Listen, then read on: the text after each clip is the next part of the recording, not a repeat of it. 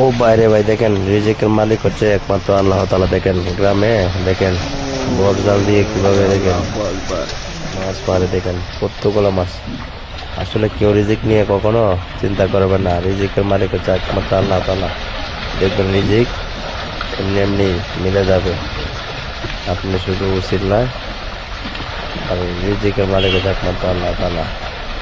দেখেন ভিডিও যে যেখান থেকে দেখতেছেন সবাই একটা লাইক, একটা কমেন্ট, একটা শেয়ার করে দিয়ে আরো 10 জনকে দেখার সুযোগ করে দিবেন।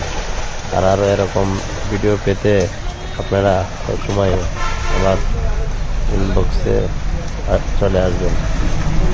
দেখেন একবারে পাম্পার, দেখেন এক টানে কতগুলো মাছ উঠে গেছে। তো বন্ধুরা সবাই ভিডিওটা যে যেখান থেকে দেখতেছেন সবাই শেয়ার করে দিবেন।